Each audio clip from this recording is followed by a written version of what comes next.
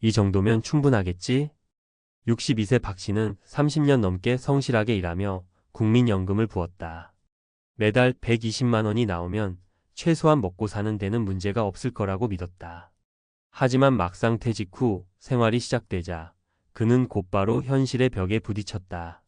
아침마다 여유롭게 커피를 마시고 산책도 하고 친구들과 여행을 다니는 꿈을 꾸었지만 현실은 달랐다. 전기세, 관리비, 건강보험료, 식비, 교통비까지 고정 지출만 해도 120만 원을 가뿐히 넘어갔다. 그는 한숨을 쉬며 계산기를 두드려 보았다. 이걸로 어떻게 살아? 예전엔 국민연금이든 사적연금이든 그저 미래의 돈이라고 생각했는데 직접 생활비로 써보니 한 달이 채 끝나기도 전에 돈이 바닥났다. 예전 직장 동료들은 다들 연금만 믿고 은퇴했다가 후회 중이라 했다. 그때는 설마 했지만 이제 와서야 뼈저리게 깨닫고 있다. 그렇다면 왜 이렇게 많은 사람들이 연금만으로도 충분할 것이라고 착각하는 걸까? 그리고 어떻게 해야 노후 파산을 피할 수 있을까? 오늘은 은퇴 후 연금만으로 생활하려다 벼랑 끝까지 몰린 3가지 사례를 통해 현실적인 대안을 찾아보려 한다.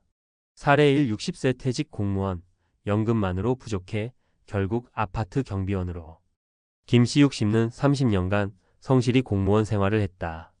다행히 국민연금 외에도 공무원 연금이 있어 한 달에 250만 원 정도 받는다. 처음에는 이 정도면 넉넉하겠지 싶었다.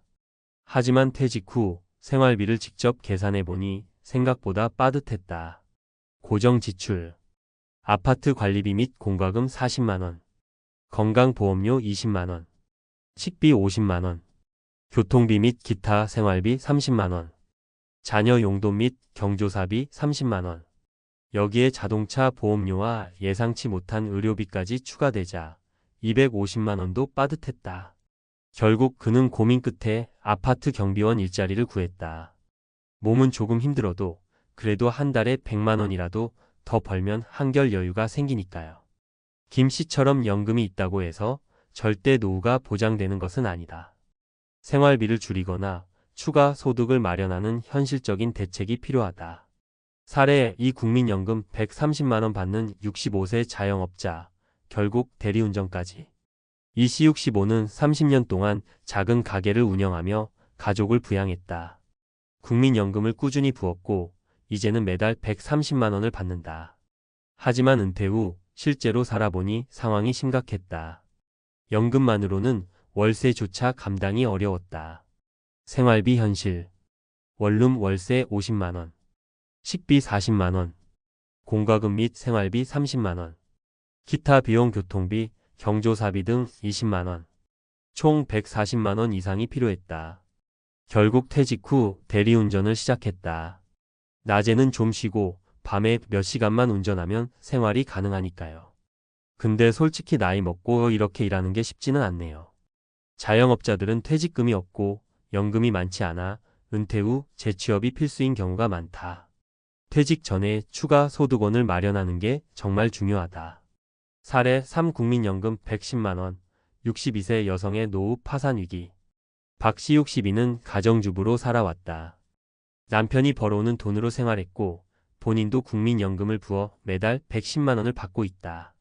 하지만 남편이 은퇴 후 갑자기 건강이 나빠지면서 문제가 생겼다. 의료비 폭탄. 남편 병원비 및 약값 60만 원, 건강보험료 25만 원, 기타 생활비 50만 원. 연금으로는 도저히 감당할 수 없는 수준이었다.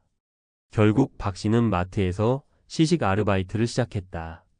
몸이 힘들지만 병원비를 감당하려면 어쩔 수 없어요. 미리 대비했어야 하는데. 특히 은퇴 후 예기치 않은 의료비는 노후 파산의 가장 큰 원인 중 하나다. 젊을 때 건강을 관리하고 의료비를 대비하는 것이 필수적이다. 해결책 국민연금만 믿지 말고 추가 대책을 세워라. 그렇다면 연금만으로 부족한 노후를 어떻게 대비할 수 있을까? 1. 은퇴 전에 소득원을 만들어라. 연금만으로는 부족할 가능성이 크다. 퇴직 전부터 파트타임 일자리나 자격증을 준비하자. 2. 소비 패턴을 바꿔라. 은퇴 후에는 소비 패턴을 조정해야 한다. 불필요한 고정 지출을 줄이고 꼭 필요한 생활비 중심으로 재설계하자. 3. 건강을 관리하라. 의료비 부담이 가장 큰 문제다. 젊을 때부터 건강한 식습관과 운동을 통해 병원비를 줄이는 것이 중요하다. 결론 연금만으로는 부족하다. 미리 준비하자. 연금은 노후 생활의 일부일 뿐 전부가 아니다. 퇴직 후에는 예상치 못한 지출이 많아진다. 연금만으로 충분할 거라 착각하면 큰 낭패를 볼 수 있다. 난 괜찮겠지? 라는 생각은 위험하다. 오늘부터라도 추가 소득을 고민하고 소비 습관을 점검하며 건강을 관리하는 것이 가장 확실한 대비책이다. 이제 여러분의 선택은 연금만 믿고 가만히 있을 것인가? 아니면 지금부터 대비할 것인가? 국민연금만 믿었다가 후회한 사람들, 그들의 다음 선택은? 앞서 살펴본 3명의 사례에서 공통적으로 드러난 문제는 연금만으로는 노후를 감당할 수 없다는 현실이다. 그렇다면 이들은 이후 어떻게 삶을 개선했을까? 그리고 우리에게 주는 교훈은 무엇일까? 1. 60세 퇴직 공무원, 경비원에서 창업까지. 아파트 경비원으로 일하던 김 씨는 몇 년을 버텼지만 체력이 점점 한계를 보였다.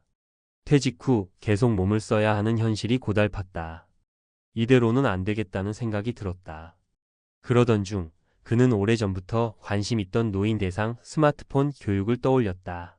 젊었을 때 IT 관련 부서에서 일한 경험을 살려 노인들에게 스마트폰 사용법을 알려주는 강의를 시작했다.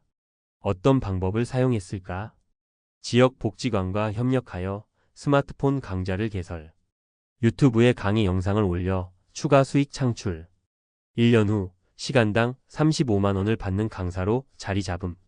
그의 월 소득은 연금 포함 약 400만 원으로 늘었고 체력적으로도 훨씬 부담이 적은 일을 하게 되었다.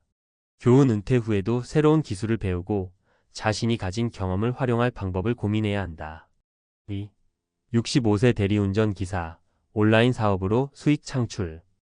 연금이 부족해 대리운전을 하던 이 씨는 67세가 되자 더 이상 밤에 운전하는 것이 힘들어졌다.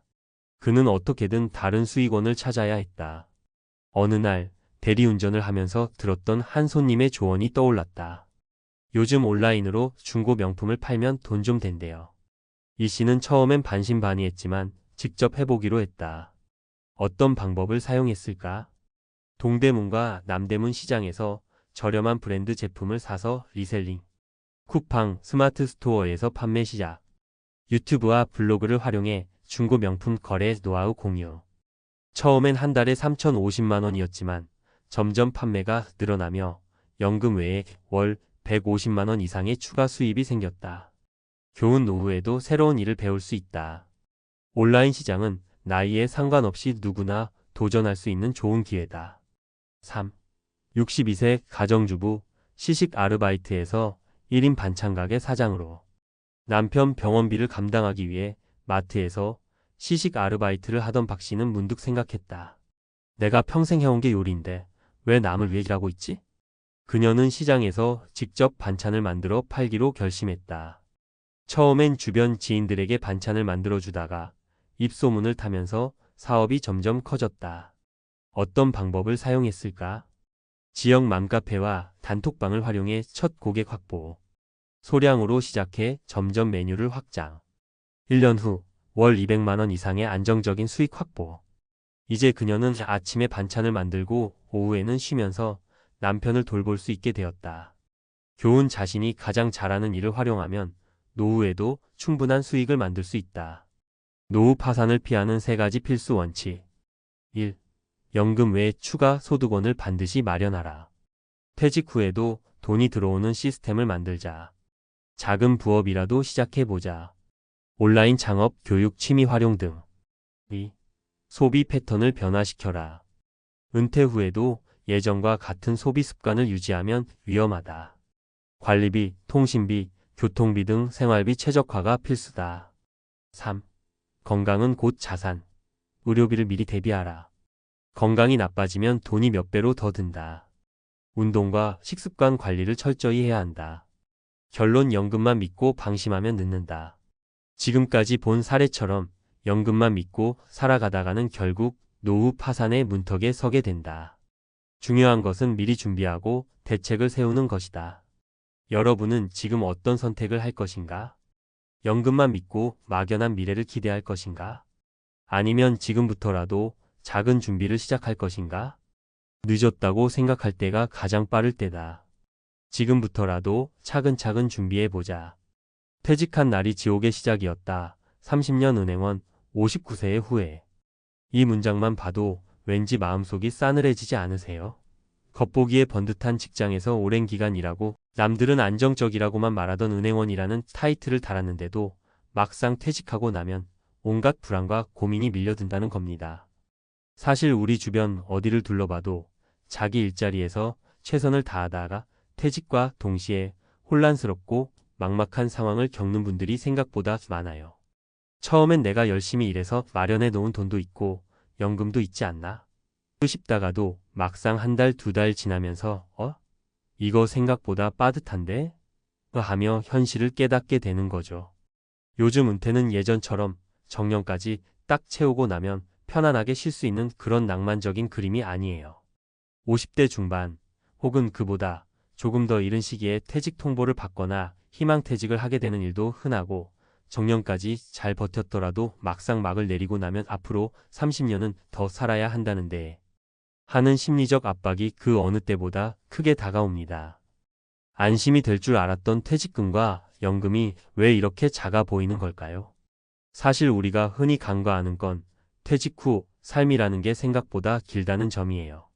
잘 계산해보면 60세쯤 퇴직해도 80세, 90세까지 인생이 이어질 수 있잖아요. 그러니 딱히 병이 없어도 매달 써야 하는 기본 생활비가 있고 가족들 행사나 자녀 결혼, 손주 돌잔치 등 가정 내 이벤트도 줄줄이 있습니다. 자그마한 질병이라도 갑자기 생기면 병원비가 또 많이 들죠. 젊었을 때는 나는 건강하니까 괜찮아라고 자신만만했는데 나이 들수록 병원비라는 예측 불가능한 변수가 속속들이 생겨나는 거예요. 오늘은 퇴직이라는 벽에 부딪혀서 지옥 같은 현실을 체감한 세 가지 사례를 이야기해보고 싶습니다. 다들 처음에는 잘 견디겠지라고 생각했지만 막상 닥쳐보니 아찔한 고비들을 겪고 나서야 비로소 내가 왜 진작 준비하지 않았을까 하고 후회하게 된 사람들이에요. 그분들의 경험을 들어보면 우리가 앞으로 미리 대비해야 할 점이 무엇인지 확실히 깨닫게 됩니다. 첫 번째 사례, 내가 돈이 이렇게 빨리 줄어들 줄 몰랐어요. 60세 무렵 드디어 정년이라는 수식어와 함께 은퇴한 박 씨 이야기를 해볼까요? 박 씨는 30년 넘게 은행에서 근무했습니다. 주위에서는 안정된 직장인으로 부러워했죠. 본인도 열심히 일했으니 이제 좀 쉬어도 되겠지, 퇴직금도 꽤 나왔고 연금도 나오니까 걱정 없을 거야 라며 마음 한구석에 여유를 가지고 있었어요. 그런데 막상 퇴직하자 한 달에 한 번 꼬박꼬박 들어오던 월급이 뚝 끊기니 심리적인 불안감이 어마어마하게 찾아옵니다. 하다못해 이전에는 가벼운 병원비나 차, 수리비 같은 예기치 못한 지출이 생겨도 월급으로 어느 정도 메꿔졌는데 이제는 그 모든 것들을 내 퇴직금, 내 예금에서 빼서 써야 하거든요. 처음 한두 달은 내가 좀 아낀다면 충분하겠지 싶었어요. 그런데 그 이후부터 본격적으로 돈이 술술 빠져나가는 기분이 드는 거예요. 친구들 만나서 밥 한 끼, 차 한잔 하는 것도 예전에는 크게 부담이 아니었는데 이제는 이 돈이 줄어들면 다시 채워 넣을 길이 없잖아 하고 겁부터 나는 겁니다. 게다가 자녀들이 결혼 준비를 하다 보니 부모로서 도와줘야 할 부분이 은근히 많았고 집 수리비나 경조사 비용 등등 크고 작은 지출이 연달아 터지면서 이거 생각보다 금방 줄어드는데 싶었던 거죠. 박 씨가 가장 크게 후회했던 건 월급이 있을 때 더 철저하게 절약하고 노후 자금을 다양하게 굴려놨어야 하는데 하는 거예요. 당장 주식이나 펀드 같은 위험 자산에 쏟아붓자는 게 아니라 은퇴 후 고정 수입이 없어진 상황을 미리 가정해두고 작은 상가나 주택 임대 등으로라도 소소한 현금 흐름을 만들어 놨어야 한다는 거죠. 어느 정도 안정적인 수입원이 있는 사람과 없는 사람의 심리적 차이는 하늘과 땅 차이거든요. 퇴직금이랑 연금만 있어도 넉넉하겠지라고 쉽게 생각하는 건 굉장히 위험하다고 박 씨는 말합니다. 집값이 오르고 내리는 것도 순식간이고 생활비는 생각보다 많이 들고 또 몸이 아프기 시작하면 순식간에 몇백만 원이 나갈 수도 있기 때문에 예상치 못한 지출에 대비할 완충 장치가 반드시 있어야 한다고요. 두 번째 사례, 가정이 무너질 줄은 몰랐습니다. 두 번째 분은 57세의 희망퇴직으로 회사를 나온 강 씨입니다. 이분도 오랜 기간 중견기업에서 근무했고 직급도 꽤 높았어요. 그런데 갑자기 회사 사정이 안 좋아지면서 희망퇴직을 받게 됐죠. 처음에는 그래, 더 일찍 쉬고 내가 하고 싶은 거 하면서 살아보자라고 긍정적으로 생각했는데 문제는 가족들의 반응이 의외로 싸늘했다는 겁니다. 강 씨의 아내는 당장 당신이 퇴직해서 경제적으로 불안해지는 건 아닐까 하고 걱정이 컸고, 자녀들도 지금껏 아빠가 꾸준히 벌어다 주는 월급을 당연하게 여기다가 갑자기 가게 수입이 줄어든다는 얘기를 듣고 속상해했죠. 사실 가정의 경제 문제라는 게 말로는 쉬워도 실제로 닥치면 굉장히 예민해질 수밖에 없잖아요.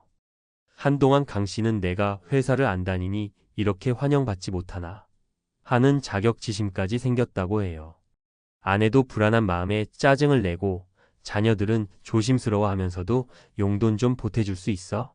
같은 얘기를 쉽게 꺼내지 못하고요. 가족들이 대놓고 원망하는 건 아니지만 그 어색하고 미묘한 기류가 집안에 맴도니까 강 씨도 하루하루가 불편했던 거죠. 결국 강 씨가 조금이라도 돈을 벌기 위해 이것저것 작은 일을 시도했는데 갑자기 대박이 날 일도 없고 한 달에 100만 150만 원 정도 벌어도 예전 월급에 비하면 턱없이 적으니 가족들 눈높이를 맞추기엔 부족하다고 느꼈대요. 결국 내가 더 일했어야 했나? 아니면 집에 빨리 얘기하고 허심탄회하게 대책을 세웠어야 했나? 하는 후회가 하루에도 몇 번씩 들었다는 거죠. 가장의 퇴직과 함께 오는 심리적인 부담은 단순히 돈 문제만으로 그치지 않습니다. 거기에 가족 간의 커뮤니케이션 문제와 역할 변화가 맞물리면 가정 내 분위기가 크게 흔들릴 수밖에 없어요. 강 씨가 조언하는 건 내가 먼저 마음을 열고 가족들과 진지하게 대화하는 자리를 마련했어야 한다는 점이에요. 미리 서로의 입장을 솔직히 털어놓고 앞으로 몇 달 뒤에는 정확히 얼마의 수입이 줄어들 것인지, 어떤 방식으로 가계 지출을 조정할 것인지, 그리고 서로가 바라는 생활 수준이나 역할 분담은 무엇인지 구체적으로 논의했으면 훨씬 나았을 거라고요. 세 번째 사례, 퇴직 후에는 소속감도 사라집니다. 마지막으로 소개해드릴 분은 55세의 중소기업 사무직으로 일하다가 어쩔 수 없이 퇴직하신 이 씨입니다. 본인은 60세까지 근무할 수 있을 줄 알았는데 회사가 구조조정을 시작하면서 예고 없이 퇴직 통보를 받았어요. 요즘 세상에는 정년이 보장된다는 말도 점점 옛말이 되고 있잖아요.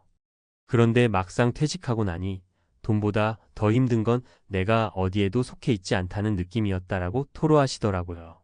평소에는 몰랐는데 사람이라는 게 어쨌든 직장이라는 틀 안에서 함께 일하는 동료들과 소속감을 느끼며 살아왔던 거예요. 아침에 출근하면서 내가 오늘 맡은 업무를 해내야지 하는 책임감도 있고, 회의 때 이거 이렇게 진행합시다 하라고 의견을 내면 내 위치가 있고, 퇴근 후엔 동료들과 술 한잔하면서 하루의 스트레스를 풀기도 하고요. 그런데 퇴직하는 순간 그런 당연하다고 여겼던 일상 전부가 사라져버리니 생각보다 큰 허무감과 외로움이 몰려옵니다. 돈 몇 푼 모아놔도 집에서 혼자 밥 먹고 혼자 TV 보면서 하루를 보내는 게 점점 괴로워진다는 거죠. 주변 친구들이나 지인들에게 전화해봐도 다들 각자 바쁘고 직장 생활이나 사업으로 정신없어서 평일 낮에 누가 놀자고 연락하면 의외로 반가워하기보다 이 사람은 왜 낮부터 시간이 남지? 싶어할 수도 있으니 눈치가 보이고요. 이 씨가 스스로 극복하기 위해 선택한 길은 사회공헌 활동이었어요. 처음에는 봉사활동으로 시작했다가 관심이 생기면서 공익 관련 단체의 파트타임 직원으로 들어가서 서류 업무를 돕게 됐죠. 물론 월급은 기존 직장에 비해 훨씬 적지만 본인은 이렇게라도 소속감을 느끼니 다시 살맛이 난다고 해요. 그러면서 추가로 자격증 공부도 시작했는데 오히려 젊었을 때보다 더 간절하게 몰입하게 된다라는 말이 인상 깊었습니다. 결국 은퇴 후 삶에서는 돈도 중요하지만 내가 어디에 속해 있고 무슨 일로 성취감을 느끼며 살 것인가를 미리 고민하고 준비하는 게 그 어느 때보다 필요하다는 교훈을 남겨줬습니다. 은퇴, 더 이상 남의 이야기가 아닙니다. 이 세 가지 사례가 말해주는 것은 은퇴가 현실이 되었을 때 겪게 되는 문제들이 정말 다양하다는 거예요. 돈 문제, 가족 간의 갈등, 그리고 정체성 상실이 대표적이죠. 그리고 나는 다를 거야 라고 생각했다가도 막상 닥치면 모두들 같은 고민을 하는 게 현실이고요. 그렇다면 우리는 어떻게 준비해야 할까요? 돈에 대한 대비책은 최대한 구체적으로 짜야 합니다. 퇴직금을 어떻게 운용할 건지, 매달 현금 흐름을 확보할 방법주택임대, 채권, 수익형 부동산, 파트타임 일자리 등을 미리 생각해 두는 게 좋아요. 또 가족들과의 대화는 빠르면 빠를수록 좋습니다. 난 은퇴했으니 이제 내 맘대로 편하게 살래가 아니라 함께 사는 가족이 있다면 모두의 생활 패턴과 경제 상황을 고려해서 역할을 어떻게 나눌지 상의해야 해요. 그리고 돈이나 가정 문제를 떠나서 스스로의 삶의 목적도 다시 정립해 볼 필요가 있습니다. 퇴직을 하든 정년을 마무리하든 내게 남은 생이 길고도 길다면 나의 남은 3040년은 어떤 일을 하며 무슨 재미로 살 것인가? 라는 질문이 반드시 뒤따를 수밖에 없거든요. 봉사활동, 취미, 재취업, 창업 등 선택지는 무궁무진합니다. 문제는 아직 준비가 안 됐다며 미루다 보면 막상 퇴직이라는 순간이 오고 나서야 허둥지둥하게 된다는 거죠. 퇴직한 당일은 분명 눈물겹게 아쉽고 섭섭하고 한편으로는 홀가분한 감정도 있을 수 있습니다. 그러나 그 이유가 정말 중요합니다. 내가 어떤 마음가짐으로 어떤 목표를 향해 나아갈 것인지가 머지않아 우리 삶을 크게 좌우하게 될 테니까요. 마지막으로 여기서 주고 싶은 메시지는 빨리 시작하면 늦지 않는다는 겁니다. 미리미리 준비하고 가족들과도 솔직하게 대화하면서 은퇴 후에도 이 사회에서 내가 할 일이 무엇인지 꾸준히 모색해 나간다면 퇴직한 날이 지옥의 시작이었다라는 말 대신 퇴직 이후에 또 다른 인생이 열렸다라고 당당히 말할 수 있을 거예요. 우리 누구도 퇴직이라는 인생 이벤트를 피해 갈 수는 없습니다. 그 시기를 어느 정도 예측하고 계획하는지, 그 불안한 단절을 어떻게 현명하게 넘어설 것인지는 온전히 우리의 몫이죠. 주변 사례들을 보면서 나도 대비해야겠구나라는 마음이 드셨다면 지금부터라도 조금씩 움직여 보세요. 재정, 가족, 그리고 내 마음가짐까지 세 박자가 제대로 맞아떨어진다면 퇴직이 지옥이 아니라 새로운 출발점이 될 수 있으니까요. 이제 배당으로 월 300만 원 나오니까 드디어 은퇴해도 되겠지? 60대 초반의 김선호 씨는 주식 투자로 꾸준히 배당을 늘려왔다. 고생 끝에 달마다 300만 원이 통장에 들어오는 순간 그는 안도했다. 마치 인생 이막의 여유로운 시작을 알리는 듯 했다. 그런데 문제는 바로 그 다음 달부터 시작됐다. 국민건강보험료가 확 뛰더라고요. 아니, 무슨 배당 좀 받는다고 보험료가 이렇게 오르나요? 게다가 주가가 빠지면서 배당금도 불안해졌다. 실현된 수익은커녕 배당금이 줄어들 수도 있다는 사실이 불현듯 다가왔다. 배당금 월 300만 원이 마치 은퇴의 마침표처럼 느껴지지만 현실은 생각보다 훨씬 더 복잡하다. 오늘은 그 배당 생활의 진실을 들여다보며 실제 은퇴자들의 사례를 통해 꼭 짚고 넘어가야 할 포인트들을 풀어보려 한다. 배당금만 믿고 은퇴해도 될까? 월 300만 원의 배당 소득이면 1년에 3,600만 원, 웬만한 국민연금보다 훨씬 많은 금액이다. 숫자만 보면 넉넉해 보이지만 실생활에서는 다음 세 가지 요인을 반드시 고려해야 한다. 1. 배당 소득도 세금을 피할 수 없다. 배당 소득은 금융소득으로 분류되며 연간 2천만 원이 넘는 순간 종합소득세 대상이 된다. 단순히 15.4%의 원천 징수로 끝나는 게 아니라 건강보험료와 종합소득세가 덧붙으면서 실수령액이 줄어든다. 예전엔 연금만 있어서 지역가입자 건강보험료가 12만 원이었는데요. 배당금이 늘어난 뒤로는 38만 원까지 뛰었어요. 경기 분당 66세 이지연 씨. 이 배당금은 고정 수입이 아니다. 많은 이들이 배당금을 월급처럼 생각한다. 하지만 기업의 실적에 따라 배당은 줄어들 수도 있고 아예 없을 수도 있다. 특히 경기 침체기나 기업 구조 조정 시에는 안정적으로 보였던 배당도 흔들린다. 고배당 ETF에 1억 넣어서 월 30만 원 정도 받았는데요. 배당이 줄면서 어느 달엔 20만 원도 안 나왔어요. 심리적으로 많이 흔들렸죠. 서울 노원구 60세 송도연 씨. 3배당이 늘수록 건보료도 따라 오른다. 국민건강보험은 은퇴 후 지역 가입자로 전환된 사람에게 소득 중심으로 보험료를 부과한다. 여기서 금융소득은 매우 큰 영향을 미친다. 배당 소득이 커질수록 생각지 못한 지출이 생기기 시작하는 것이다. 이러한 요인은 단순히 세금 문제를 넘어 전체적인 은퇴생활 설계에 직결되는 중요한 부분이다. 은퇴자 3인의 실제 사례. 사례 배당 월 250 받고 있었는데 은퇴 후 세금 보고 깜짝 놀랐어요. 이름 이정우 63세. 직업 퇴직 공무원. 배당 포트폴리오 국내 고배당 ETF 삼성전자 금융주. 연간 배당 소득 약 3,200만 원. 국민연금도 있고 배당으로 매달 250만 원 나오니까 딱 좋다 싶었어요. 그런데 연말에 세무사한테 연락이 왔더라고요. 종합소득세 신고 안 하면 과태료 나올 수 있다고요. 결국 100만 원 넘게 세금 냈습니다. 그때 깨달았죠. 이게 생각보다 복잡하구나. 교훈 배당 소득이 2천만 원을 넘으면 세무 설계가 반드시 필요하다. 종합소득세뿐만 아니라 건강보험료 인상까지 대비해야 실질 수익을 지킬 수 있다. 사례 배당으로 먹고 산다 했는데 주가 빠지니 속도 빠지더라고요. 이름 김미자 68세. 직업 전직 간호사. 배당 포트폴리오 미국 고배당 ETF JPI, QILD 등. 연간 배당 소득 약 4천만 원. 한 달에 300은 좋게 나왔죠. 그런데 2022년 말부터 주가가 빠지니까 ETF 가격도 빠지고 배당도 줄더라고요. 팔고 나니 원금 손실까지 생겼고요. 배당이 줄어든다는 걸 그때 처음 체감했어요. 이게 고정소득이 아니구나 하는 걸요. 교훈 배당주나 ETF라도 원금 손실 위험은 존재한다. 수익률만 보고 들어가면 자산 전체 가치가 깎일 수 있다. 사례 건강보험료가 한 달에 40만 원 외에 이걸 아무도 안 알려줬죠. 이름 박혜진 65세. 직업 자영업 은퇴. 배당 포트폴리오 국내 배당 주 5종 금융채권. 연간 배당 소득 약 3,600만 원. 건보료 고지서 보고 깜짝 놀랐어요.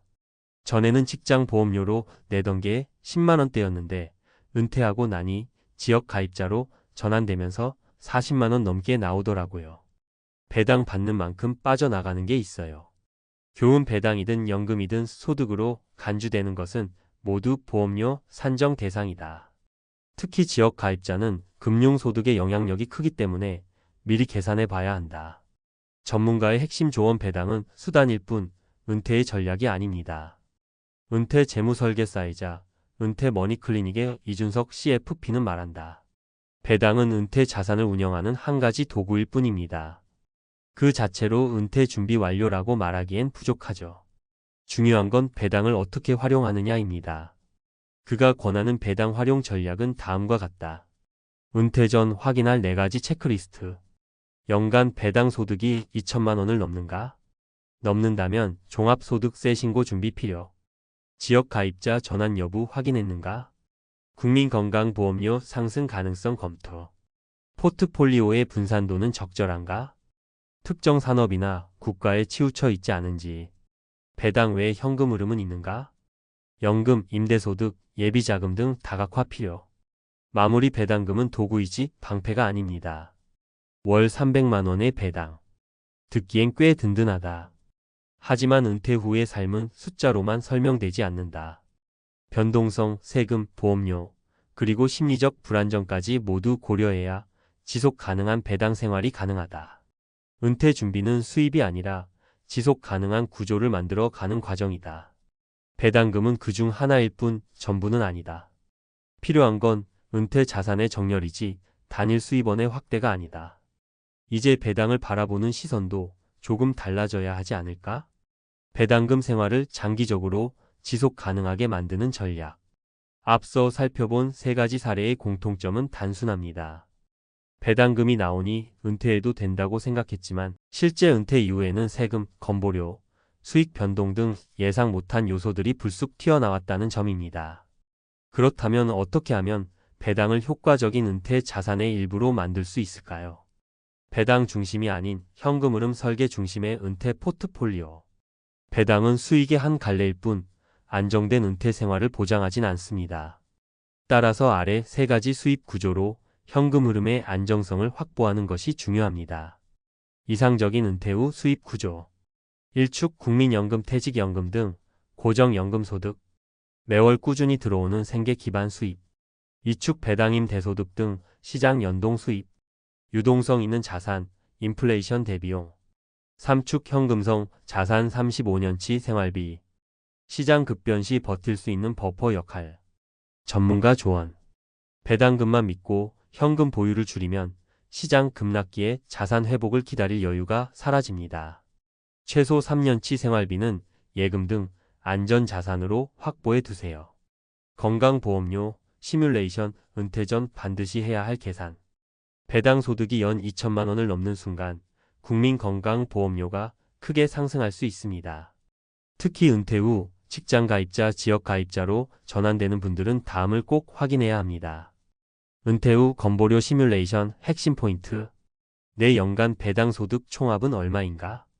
다른 금융소득이자 포함은 얼마인가? 국민연금 외에 소득이 있는가? 부동산 보유 현황은?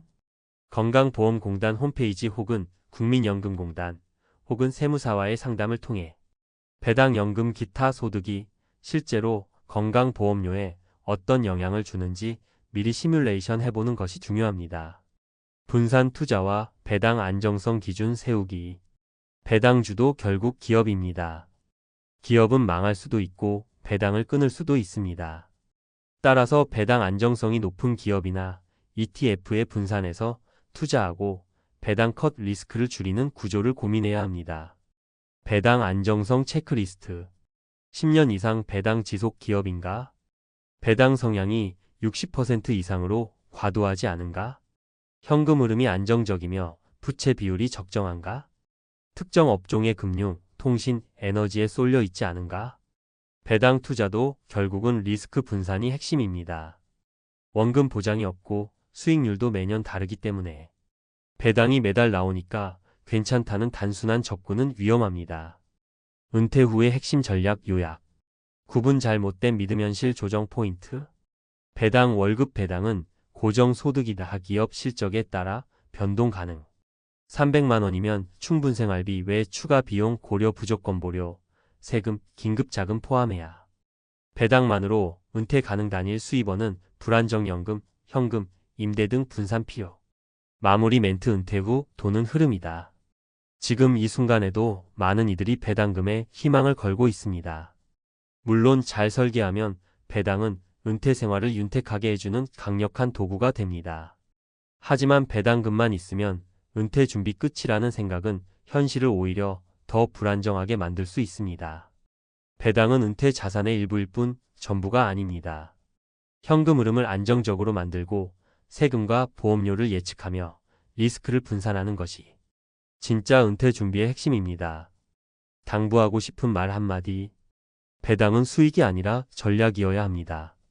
그 전략 안에는 숫자보다 더 중요한 나의 생활 패턴과 심리적 안정이 포함돼야 하니까요. 은퇴 후 멋진 인생 2막을 꿈꾸며 자격증에 도전하는 분들 많으시죠? 하지만 잠깐, 자격증 취득 전에 꼭 알아둬야 할 중요한 이야기가 있습니다. 모든 자격증이 황금 열쇠는 아니라는 점. 자칫 잘못된 선택으로 시간과 돈만 낭비할 수 있거든요.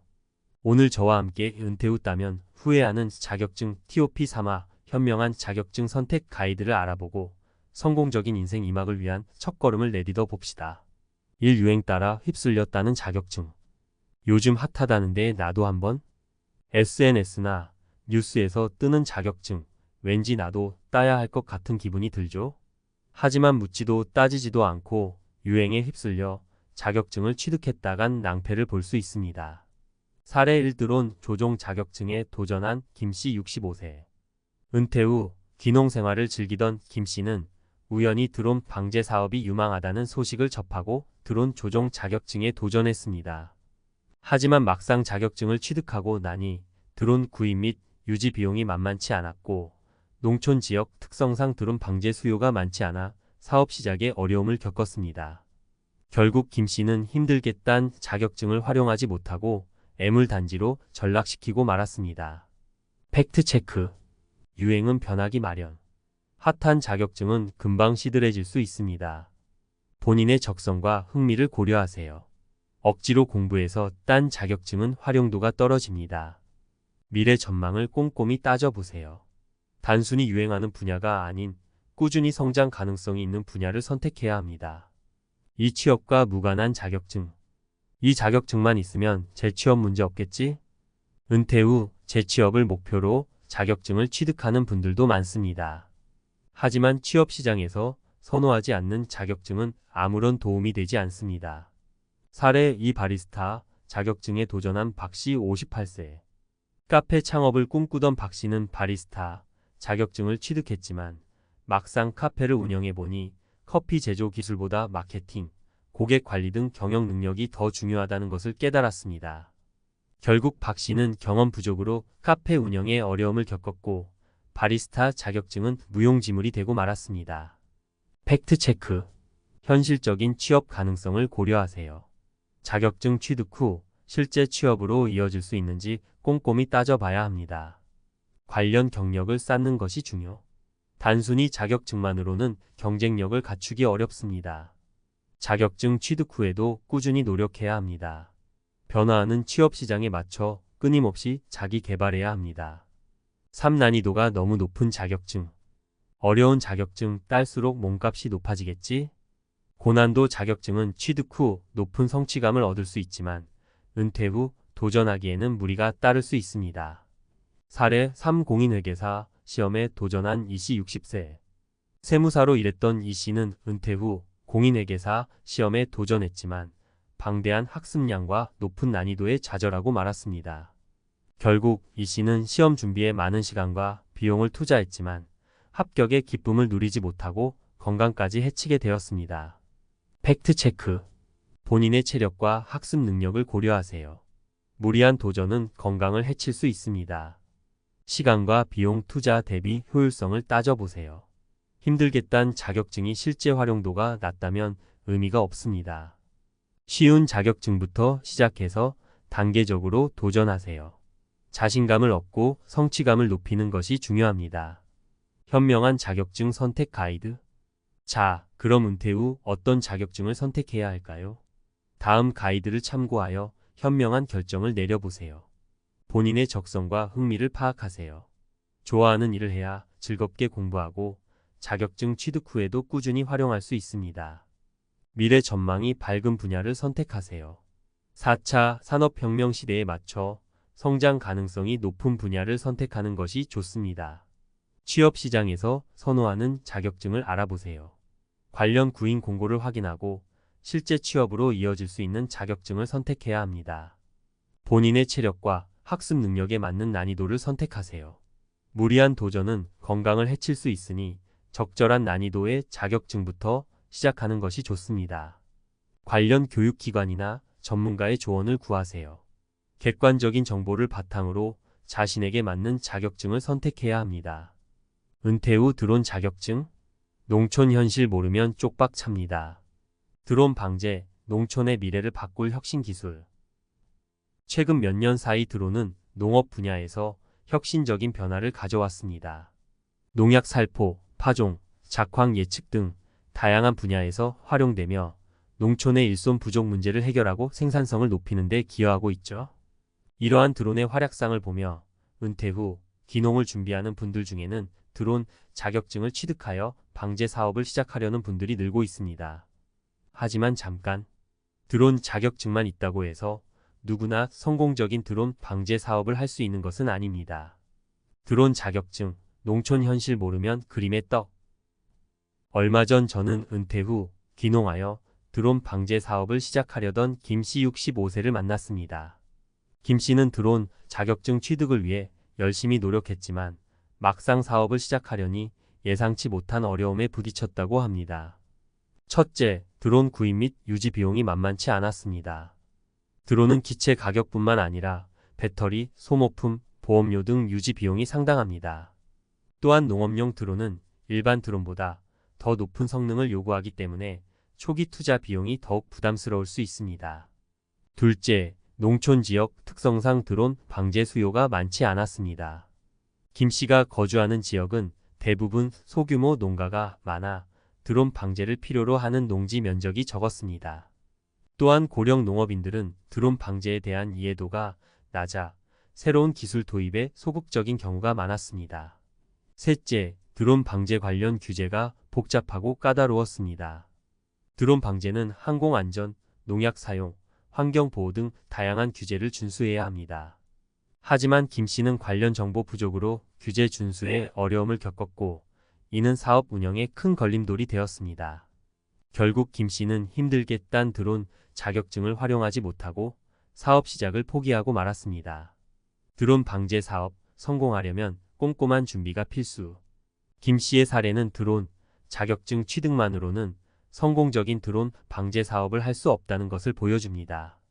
드론 방제 사업을 성공적으로 운영하려면 다음과 같은 준비가 필요합니다. 1. 철저한 시장 조사. 드론 방제 수요가 있는 지역인지, 경쟁 업체는 얼마나 있는지 등 시장 상황을 꼼꼼히 분석해야 합니다. 2.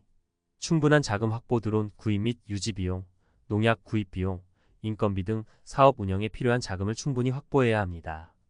3. 규제 관련 정보 습득. 드론 방제 관련 규제를 정확히 이해하고 준수해야 합니다. 4. 농업인과의 소통. 드론 방제에 대한 농업인들의 이해도를 높이고 신뢰를 얻는 것이 중요합니다. 5.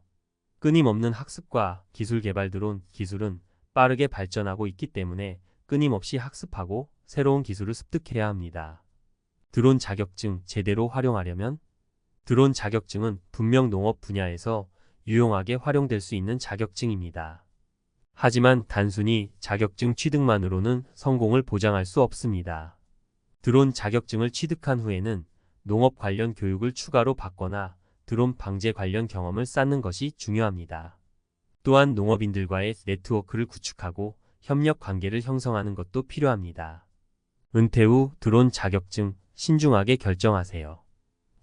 드론 자격증 취득은 은퇴 후 새로운 도전이 될 수 있지만 농촌 현실을 제대로 파악하지 못하고 무턱대고 뛰어들었다가는 실패할 가능성이 높습니다. 드론 방제 사업에 관심이 있다면 먼저 농촌 현실을 충분히 이해하고 철저한 준비를 통해 성공적인 사업 운영을 위한 발판을 마련해야 합니다. 커피 맛만으론 안 돼요. 은퇴 후 카페 창업, 낭만만으론 망합니다. 내가 만든 커피로 사람들에게 행복을 선물하고 싶어? 박 씨는 오랫동안 직장 생활을 하며 쌓인 스트레스를 커피 한 잔으로 달래곤 했습니다. 은퇴 후에는 자신만의 카페를 열어 좋아하는 커피를 만들고 사람들과 소통하며 여유로운 삶을 즐기는 꿈을 꾸었죠. 바리스타 자격증을 취득한 박 씨는 자신감을 얻고 드디어 꿈에 그리던 카페를 오픈했습니다. 직접 로스팅한 원두로 내린 깊고 풍부한 커피 맛은 손님들의 입맛을 사로잡았죠. 하지만 손님은 왜 안 오지? 텅 빈 카페에 밀려드는 빛. 시간이 지날수록 박 씨의 카페는 손님이 줄어들기 시작했습니다. 커피 맛은 좋았지만 입소문만으로는 경쟁이 치열한 카페 시장에서 살아남기 어려웠습니다. SNS 마케팅, 고객 관리, 매장 운영 등 경영 전반에 대한 지식이 부족했던 박 씨는 결국 경영난에 시달리게 되었습니다. 엎친 데 덮친 격으로 코로나19 팬데믹까지 터지면서 카페 운영은 더욱 힘들어졌습니다. 밀린 임대료와 대출 이자는 눈덩이처럼 불어났고 결국 박 씨는 폐업 신고를 해야 했습니다. 바리스타 자격증은 박 씨에게 아무런 도움이 되지 못했습니다. 바리스타 자격증만으론 부족해요. 카페 창업, 낭만만으론 안 됩니다. 박 씨의 사례는 은퇴 후 카페 창업을 꿈꾸는 많은 분들에게 시사하는 바가 큽니다. 바리스타 자격증은 커피 제조 기술을 인증하는 자격증일 뿐 성공적인 카페 운영을 보장하지 않습니다. 카페 창업은 단순히 커피를 만드는 것을 넘어 마케팅, 고객 관리, 재무 관리, 인력 관리 등 다양한 경영 능력을 요구합니다. 특히 온라인 마케팅과 SNS 활용 능력은 필수입니다. 은퇴 후 카페 창업 성공하려면 만약 은퇴 후 카페 창업을 꿈꾸고 있다면 다음과 같은 점들을 꼭 기억하세요. 철저한 시장 조사, 경쟁 카페 분석, 상권 분석, 타겟 고객 설정 등 철저한 시장 조사를 통해 사업 계획을 수립해야 합니다. 차별화된 콘셉트 개발, 커피 맛뿐만 아니라 인테리어, 분위기, 서비스 등 차별화된 콘셉트를 개발하여 고객들에게 어필해야 합니다. 온라인 마케팅 강화, SNS, 블로그, 유튜브 등 다양한 온라인 채널을 활용하여 적극적으로 홍보하고 고객과 소통해야 합니다. 경영 전문 지식 습득, 회계, 세무, 마케팅, 인사관리 등 경영 전반에 대한 지식을 습득하고 필요하다면 전문가의 도움을 받는 것이 좋습니다. 끊임없는 메뉴 개발과 서비스 개선 트렌드에 맞춰 꾸준히 메뉴를 개발하고 고객들의 의견을 반영하여 서비스를 개선해야 합니다. 카페 창업, 꿈만 꾸지 말고 현실을 직시하세요. 카페 창업은 분명 매력적인 꿈입니다. 하지만 낭만적인 환상만 가지고 뛰어들었다가는 실패할 가능성이 높습니다. 은퇴 후 카페 창업을 꿈꾸는 분들은 현실적인 어려움을 직시하고 철저한 준비를 통해 성공적인 카페 운영을 위한 발판을 마련해야 합니다. CPA 늪에 빠진 황혼 60대 은퇴 세무사의 좌절, 자격증 열풍의 어두운 그림자. 세무사 경력 30년, CPA로 제2의 인생 꿈꿨지만 이 씨는 30년 동안 세무사로 활동하며 쌓아온 경험과 노하우를 바탕으로 은퇴 후 공인회계사 CPA로서 제2의 인생을 꿈꿨습니다. 하지만 현실은 냉혹했습니다. CPA 시험의 방대한 학습량과 높은 난이도는 60대 이 씨에게 버거운 벽이었습니다. 매일 10시간씩 공부했지만 진도는 좀처럼 나가지 않았습니다. 젊은 수험생들과 경쟁하기엔 체력적으로도 한계가 있었죠. 이 씨는 2년 동안 시험 준비에 매달렸지만 결국 합격의 문턱을 넘지 못했습니다. 그 과정에서 건강까지 악화되어 병원 신세를 지기도 했습니다. CPA 시험, 은퇴자에게는 너무 가혹한 현실. 이 씨처럼 은퇴 후 CPA 시험에 도전하는 전문직 은퇴자들이 늘고 있습니다. 하지만 CPA 시험은 젊은 수험생들도 합격하기 어려운 시험으로 악명이 높습니다. 전문가들은 은퇴자들이 CPA 시험에 도전하는 것은 현실적으로 어렵다고 지적합니다. CPA 시험은 회계, 세법, 재무관리, 경영학, 경제학 등 다양한 분야의 지식을 요구합니다. 젊은 수험생들도 몇 년씩 공부해야 합격할 수 있는 시험인데 은퇴자들이 단기간에 합격하기는 쉽지 않습니다. 자격증 열풍, 빛 좋은 개살구, 빛과 그림자.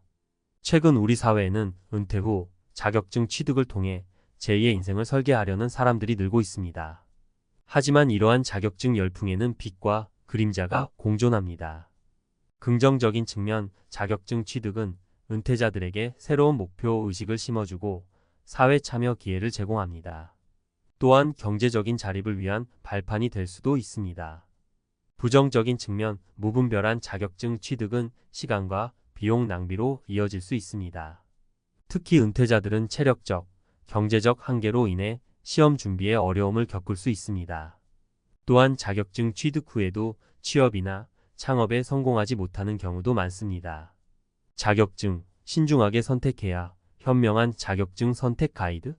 전문가들은 은퇴 후 자격증 취득을 고려할 때 다음과 같은 점들을 신중하게 고려해야 한다고 조언합니다.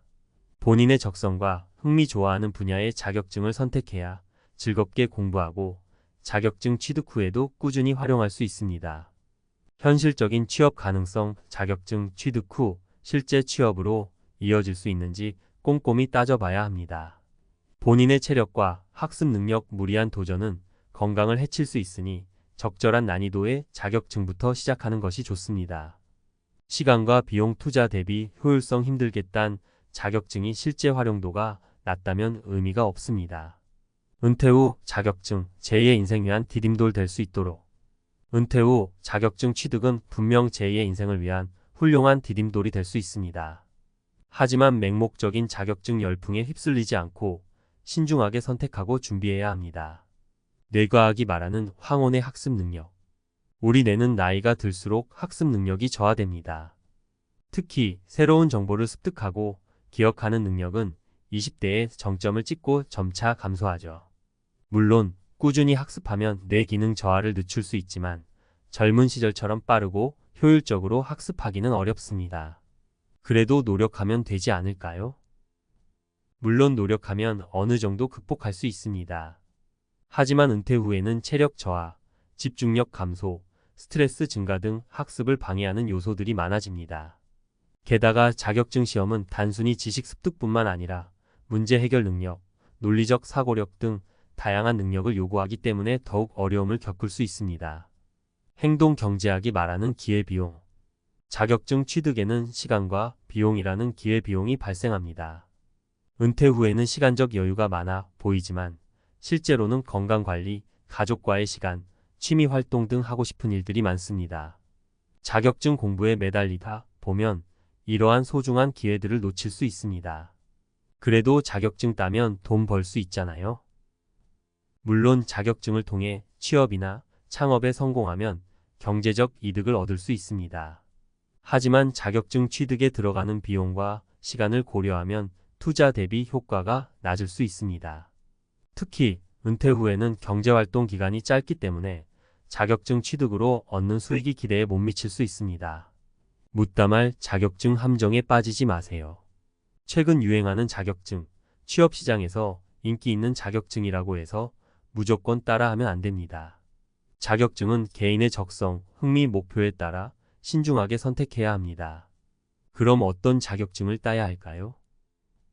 은퇴 후에는 즐겁게 배우고 활용할 수 있는 자격증을 선택하는 것이 좋습니다. 예를 들어 평소 관심 있던 분야의 자격증을 취득하거나 취미활동과 관련된 자격증에 도전하는 것도 좋은 방법입니다. 현명한 은퇴 설계, 자격증보다 중요한 것들. 은퇴 후 삶의 질을 높이기 위해서는 자격증 취득보다 더 중요한 것들이 많습니다. 건강관리, 인간관계, 취미활동 등 다양한 분야에 관심을 갖고 균형 잡힌 삶을 살아가는 것이 중요합니다. 자격증 없이도 행복한 은퇴 생활 가능할까요? 물론 가능합니다. 자격증은 은퇴 후 삶의 한 가지 선택지일 뿐 필수 조건은 아닙니다. 자신만의 삶의 목표를 설정하고 다양한 경험을 통해 행복한 은퇴 생활을 만들어 나가는 것이 더 중요합니다. 브레인 닥터의 추천 도서. 1만 시간의 재발견 앤더스 에릭슨, 로버트 풀지움. 1만 시간의 법칙을 재해석하며 꾸준한 노력과 올바른 연습 방법의 중요성을 강조합니다. 생각에 관한 생각 데니얼 카너먼 지움. 노벨 경제학상 수상자가 쓴 행동 경제학 입문서로 우리의 비합리적인 의사 결정 과정을 설명합니다. 나는 내 나이가 좋다 박범신 지음. 나이 듦에 대한 긍정적인 시각을 제시하며 은퇴 후 삶에 대한 지혜를 전달합니다. 마무리하며 은퇴 후 자격증 취득은 신중하게 결정해야 할 문제입니다. 뇌과학, 행동경제학적 관점에서 꼼꼼히 따져보고 자신에게 맞는 선택을 하시길 바랍니다. 저는 앞으로도 과학적 근거와 이론을 바탕으로 은퇴 설계에 대한 다양한 정보를 제공할 예정입니다. 여러분의 행복한 은퇴 생활을 응원합니다.